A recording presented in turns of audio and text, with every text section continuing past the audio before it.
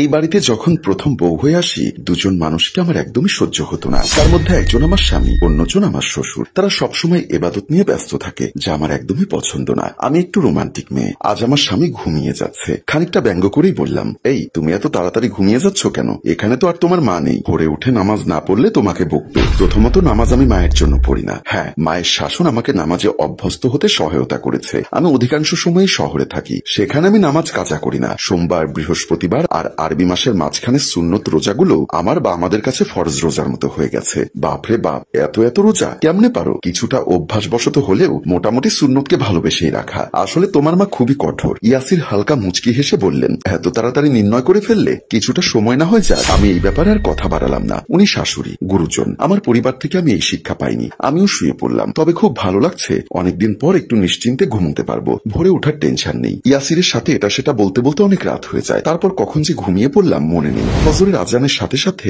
ঘুমটা ভেঙে যায়, কিন্তু ঘুমের মধ্যে চোখ খুলতে পারছি না। লক্ষ্য করলাম ইয়াসির বিছানায় নেই। কেমনে পারে? যখন পরিপূর্ণ ঘুম ভাঙলো, দেখলাম ইয়াসির কোরআন তেলাওয়াত করছে। খানিক রাগ দেখিয়ে বললাম, আমাকে ডাকোনি কেন? ডাকলে তুমি উঠতে, না উঠলে পানি ঢেলে দিতে। না, আমি জোর করে তোমার কাছে কিছুই আশা করি না। একটু আওয়াজ নিচু করে খানিকটা বিড়বিড় করে বললাম, তাই তো এখানে স্বামীর অধিকারটুকু আদায় করনি। নিজের বিয়ে করা বউ থেকেও দূরত্ব বজায় রাখো। একই বিছানায় থেকেও কত দূরত্ব। আমি জানি সে শুনেছে, তাও না শোনার ভান করে বলল, তুমি যে আদায় করবে ভালোবেসেই, মায়ের ভয়ে, অন্য কারণে নয়। আমার বিশ্বাস তুমি আমার রঙেই রাঙিয়ে যাবে, যেটা আল্লাহর রং, ইসলামের রং। আমি কথা না বাড়িয়ে ওয়াশরুমে চলে গেলাম। আমি 10 মিনিট পর ওয়াশরুম থেকে বের হলাম। ও মা, ফ্রেশ হয়ে এসে দেখলাম ইয়াসির রুমে খাবার নিয়ে এসেছে। বলল, হা করো, আমি খাইয়ে দিচ্ছি। কিছুটা অবাক হলেও বেশ ভালো লাগছে। প্রথমবারের মতো ইয়াসিরের এই স্নেহময়ী রূপ দেখে চোখের কোনায় পানি জমা হয়ে গেল। জামাইয়ের গিফট দেওয়া আইফোন দিয়ে কয়েকটা সেলফি নিলাম, জামাইকে নিয়ে প্রথম ফেসবুকে পিক আপলোড করব বলে। এর আগেও বেশ কয়েকবার দিতে চেয়েও দেওয়া হয়নি। জামাইয়ের ছবিগুলো ফেসবুকে দিয়ে বান্ধবীদের কাছে বেশ ভাব দেখাতে পারবো।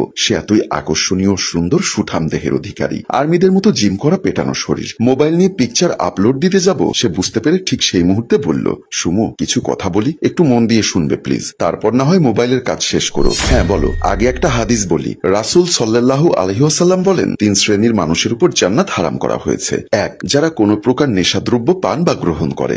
2, মাতা পিতার অবাধ্য ব্যক্তি। 3, দায়ুস, যে তার পরিবারে পর্দা প্রথা চালু রাখেনি, পরিবারের সদস্য বেপর্দা চলাফেরায় বাধাও প্রদান করেনি। মুসনাদে আহমদ 2/69। 3, দায়ুস সম্পর্কে রাসূলুল্লাহ সাল্লাল্লাহু আলাইহি ওয়াসাল্লাম বলেছেন, ওই ব্যক্তিকে দায়ুস বলা হয় যে তার পরিবারের অশ্লীলতা ও কুকর্মকে মেনে নেয়। মুসনাদ আহমদ নাসাই, দায়ুস কখনোই জান্নাতে প্রবেশ করবে না। নাসাই 2562, মিশকাত 3655। প্রচন্ড রাগের সাথে বললাম, আমি কুকর্ম বা অশ্লীলতা কি করেছি? একটু অপেক্ষা করো, বলছি। রাসূলুল্লাহ সাল্লাল্লাহু আলাইহি ওয়াসাল্লাম বলেন, যে মহিলা সাজসজ্জা করে টিপ পরে, লিপস্টিক মেখে, সুগন্ধি মেখে বাহিরে বের হয়, বেগানা পুরুষকে আকর্ষণ করে, ওই মহিলা জেনাকারী, যদিও সে এখনো জেনা করেনি।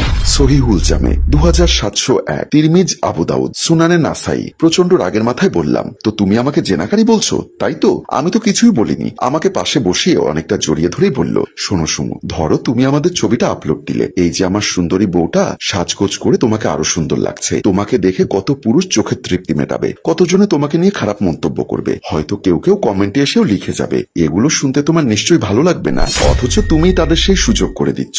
নামাজ রোজা না করলে আমরা একাই গুনাহগার হচ্ছি, অথচ তুমি বেপর্দায় চললে তোমার পরিবারের কর্তা ব্যক্তিরা সহ আরো কত শতজনে গুনাহগার হবে, তার কোনো ইয়ত্তা নেই। আর তোমার বাবা হবে দায়ুসের গুনায় গুনাহগার, আর মানুষের হায়াত মওতের কোনো ভরসা নেই। এই ছবিগুলো রেখে যদি মরে যাই, তাহলে যতদিন তোমার আইডি থাকবে গুনাহ হতে থাকবে। বউ বলল, আরে আমি মারা গেলে তুমি আইডি ডিঅ্যাক্টিভ করে দিও, পাসওয়ার্ড দিয়ে দিব।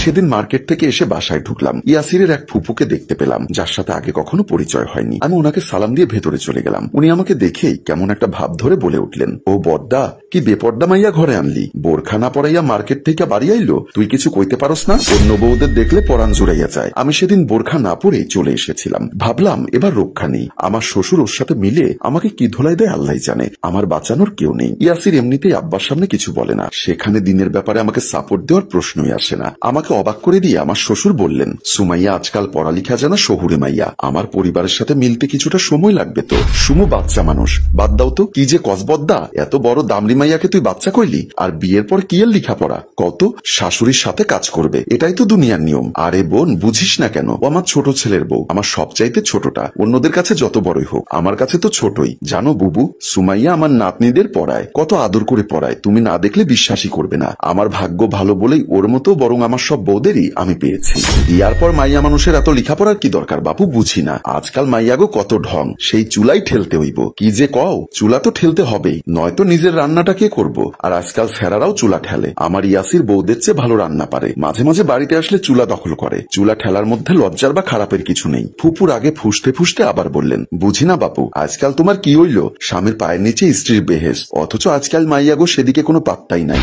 আমাগো সময় আমরা স্বামীর কথার বাহিরে এক পাও দিতাম না। এই মাইয়াগুলারে কথা শোনানো যায় না। বুঝেছি বুঝেছি, এবার তো তিল তিল করে গড়া সংসারটাও এদের দিয়া দে বলে আমার শ্বশুর আর কিছু বলার সুযোগ না দিয়ে সেখান থেকে চলে গেল। এই সব কথাই সমানে রুমে হচ্ছিল। আমি পর্দার আড়াল থেকে স্পষ্ট বুঝেছি আমার শ্বশুরের মুখ কিছুটা মলিন হলেও নিজেকে সামলে নিয়েছে। সে যাই হোক, আমার ভালোই লেগেছে। পরদিন অনেকগুলো পেয়ারা নিয়ে আমার শ্বশুর বাসায় ঢুকলো। আমাকে বলল, আমি তোদের খুব শাসন করি তাই না? জানিস তো মা, বসার ঘরে যে কোনো সময় যে কেউ আসতে পারে। তোরা গল্প করার সময় তোদের কাপড় চোপড় ঠিক থাকে না। তোরা অপ্রস্তুত অবস্থায় যদি এমন কেউ আসে যার সামনে যেতে তোর ভালো লাগবে না, এর জন্যই তোদের জন্য উপরে আলাদা বসার ঘর বানিয়েছি। আমি অনেকটা আগ্রহী হয়ে বললাম, তবে বারান্দায় কেন যেতে দেন না? মারে, আমাদের বাড়িটা ঠিক মেইন রাস্তার পাশেই, আর বারান্দাগুলো সব বলা যায় রাস্তার উপরেই। তোরা ওখানে দাঁড়িয়ে থাকলে রাস্তার যাত্রীদের সহজেই চোখ পড়ে যাবে। মারে, আমি তোদের উপর জুলুম করি না, শরিয়াতের বাইরে তোদের উপর কিছু চাপিয়ে দেইনি, দিবও না। বিয়ের পরে মেয়েদের আসল বাড়ি স্বামীর বাড়ি, বাবার বাড়িতে ওরা মেহমান হয়ে যায়। আমার মেয়েদেরও বলেছি ওরাও যেন এখানে আসলে কখনো ভাবিদের ত্রুটি না খোঁজে।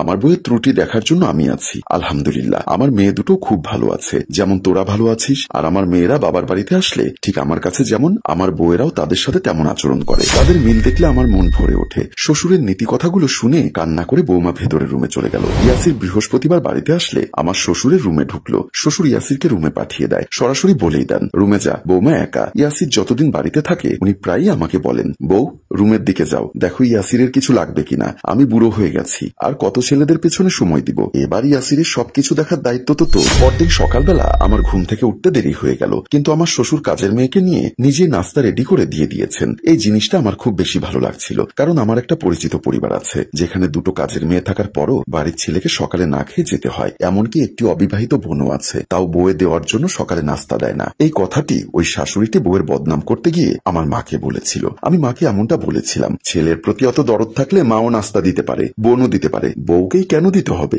আজ ঠিক এমনটা আমার শ্বশুর বাড়িতে দেখে বেশ ভালো লাগছিল। সেদিন আমরা দুই যা মিলে ওয়াশরুমে কাপড় ধুচ্ছিলাম। এমন সময় আমার শ্বশুর এসে বলল, আমার ছোট ছেলে বিদেশ থেকে এসেছে, পুরুষের জন্য সবচেয়ে শান্তির স্থান হলো তার স্ত্রী। আমার ছেলে এত কষ্ট করে দেশের বাহিরে থাকে সবাইকে ছেড়ে, আমরা ভালো থাকার জন্য। ওরা কিছুদিনের জন্য বাড়িতে আসলে ওদেরকে ভালো রাখার দায়িত্ব আমাদের। তোরা যদি বাড়ির কাজে ব্যস্ত থাকিস তবে আমার ছেলের শান্তি কোথায়? তাই বলছি, যতদিন আমার ছেলে দেশে থাকবে বৌমা তুমি তাকে সময় দিবে, বাড়ির কোনো কাজ করবে না, প্রয়োজনে কাজের মেয়ে আরেকজন বাড়াবো। ছোট যা বলল, আব্বা বাড়ির কাজ আমরা করতে পারবো, কোনো কথা হবে না, আমি যা বলছি তাই হবে। শোনো, যে ঘরে স্বামী স্ত্রীর মধ্যে ভালোবাসা বিদ্যমান সেই সংসারে শয়তান সহজে সুযোগ পায় না বৌমা। শ্বশুরের মুখে সব কথা শুনে আমি একেবারে থ হয়ে গেছি। এমন ভাবে আমার ভাইয়ের বউকে নিয়ে আমার মাও হয়তো ভাবতে পারবেন না। একজন সেই আমলের বয়স্ক মানুষ কিভাবে এত গভীরভাবে ভাবতে পারে, তাও ছেলের বউদের নিয়ে। শ্বশুরের এমন বিচক্ষণতা দেখে অবাক না হয়ে পারিনি। সেদিন আমার শ্বশুর দুর্বলতার কারণে হঠাৎ বেহুশ হয়ে যান। আমি বুঝেছিলাম ঠিক কতটুকু ওনাকে ভালোবেসে ফেলেছি। নিজের চোখের পানি ধরে রাখতে পারিনি, কান্নায় ভেঙে পড়েছিলাম। শুধু মনে হচ্ছিল আমি ওনাকে হারিয়ে ফেলবো কিনা। ওনার জায়গায় আমার বাবা হলে হয়তো আমার এমন লাগার কথা। সেদিন সারা রাত ওনার রুমে কাটিয়ে দিয়েছিলাম। মনে হচ্ছিল আমি নিজের রুমে গেলেই ফিরে এসে ওনাকে পাবো না, অথচ ওনার সাথে আমার স্বামী ইয়াসিরও ছিল। তাও ওনাকে একা ছাড়তে পারছিলাম না। উনি চোখ খুলতেই শুধু বলেছিলাম, আব্বা আমাদের ছেড়ে কোথাও যেতে পারবেন না, এই সংসারে আমার আপনার ছেলের আপনাকে খুব প্রয়োজন, বলে কেঁদে দিয়েছিলাম। উনি শুধু মুচকি হেসে আমার মাথায় হাত দিয়ে বলেছিলেন, এটাই তো আমার সংসার, আজ আমার সংসারটা পরিপূর্ণ, এভাবেই থাকিস আমার মেয়ে হয়ে।